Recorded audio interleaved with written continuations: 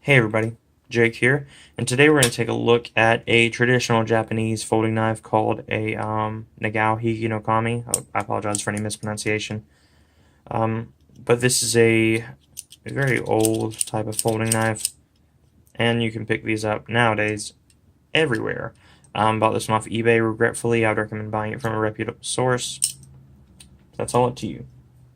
Okay, so just a quick run over some possible specs for this. I'm pulling these from Blade HQ because again, I bought this from eBay, and there's no telling. So they have the handle length listed as 3.625 inches. Blade is 2.625. Overall is 6.25. And the weight's gonna be a little over an ounce, 1.15 ounces. Blade material I'm really not going to go over because I have no idea what on earth it is. They have it listed as SK here. I don't have a clue what this blade's made out of. And the handle is just a piece of folded stainless steel. Now this is a friction folder, which means it's very easy to open and close. And you need to be very, very careful when you're messing with this knife. And especially when you're carrying it. I also keep a small piece of leather just on the knife, just to hold the blade in when it's in my pocket. That way it doesn't open unexpectedly. Because this blade is very sharp, and wouldn't want to reach into your pocket and find this open and run your hand across it. Okay, now just for some size comparisons. Go ahead and put this down at the bottom. And let's see what we have first here. We'll go do the CRK2 Fulcrum 2 compact.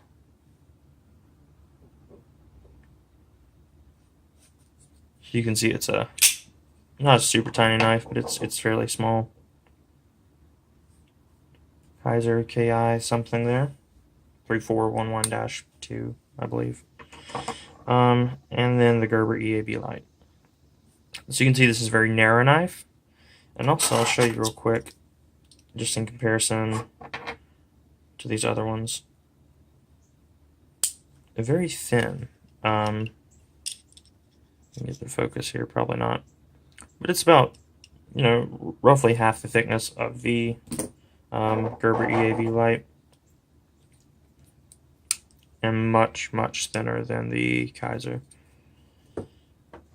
And by extension of that, much thinner than the Fulcrum as well.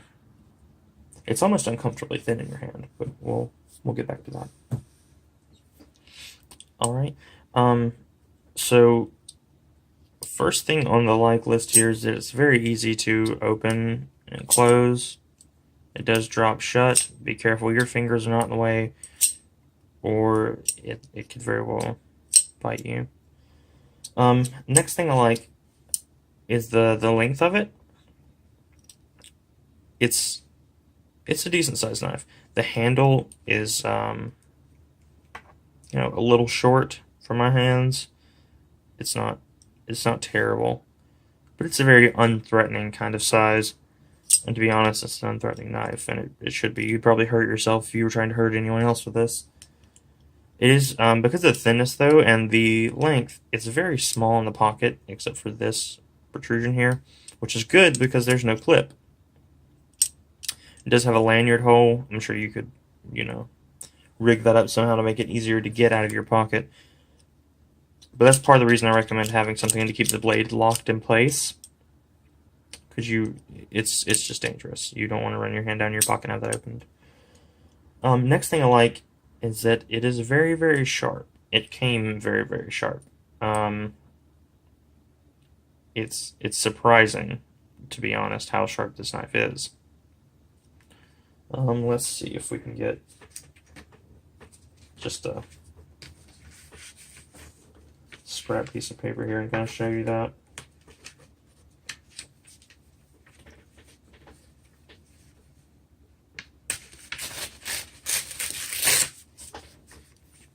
Just some field notes paper, but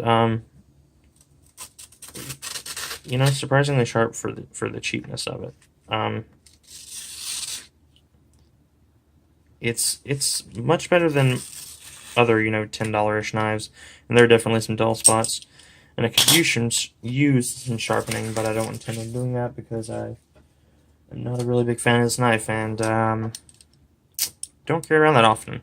I carried it around for a couple days for review, and I've had it for a while, and I really didn't end up liking it all that much. Speaking of which, let's go ahead and get into the stuff I feel kind of neutral about.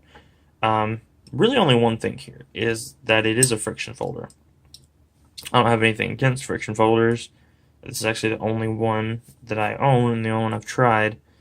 So far my impressions are kind of mixed. Mainly because there's a couple things with this knife that determine how easily it opens and shuts. So when I got this knife, this internal steel part here, if I can get it to, try to get it to focus for you guys.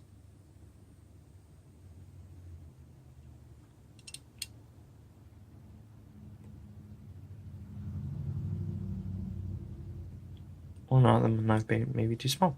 But the internal steel part here was actually wider than the knife blade, so it swung forth very, very freely. Something like that, but all the time.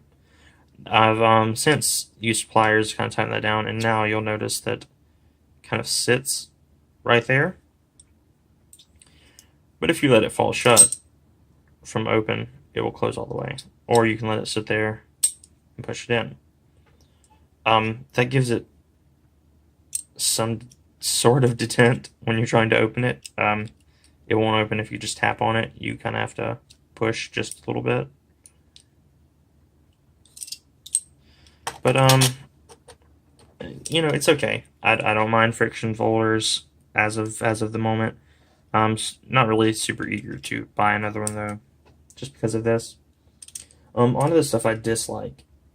The material. This bent piece of steel is probably the worst handle I've ever seen on any knife. It's garbage. I'd rather have plastic than this, or at least a plastic coated this. I mean, realistically, I believe I paid $10 for this knife. You can get it in most places for $15 and up. This is like a $3 to $5 knife. It's just terrible. I don't know why it's so bad, but it's bad. And speaking of that, the construction on it is atrocious. Again, the body, I've had to modify it already.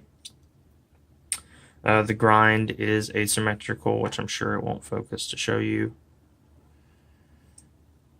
You know, there we go. You can see this is dinged up. It has a flat spot there. There's so much blade play with this thing. You can actually hear it. It's ridiculous. It's the work on the thing is, oh wow. Okay, so I just noticed that. I'll try to show this to you guys. Look at that. That is the worst grind I've ever seen. That's terrible. Okay, continuing with the bad list. The price, really, to be honest, at $10, $15, or whatever you're picking this up at, it's not worth it. This is like a knife someone would give you with a purchase of something else. It's garbage. I wouldn't buy one of these. I wouldn't recommend buying one of these. It's dangerous. The construction quality is bad. So any price you're paying really is too much. Also, it's really slow to open, and that doesn't sound like, you know, much, but, and especially with me liking the fulcrum mechanism, but even it, you know, you can probably get open about the same speed. And I really prefer something like the Kaiser, where you can just kind of, you know, flick it open and you have your knife there. With this one, you have to pull it out of your pocket because there's no clip. Press here, swing it all the way open, and then turn your hand. Make sure you have a good grip on it because you don't want to chop your fingers off, and then your knife is out. And you have to hold this position.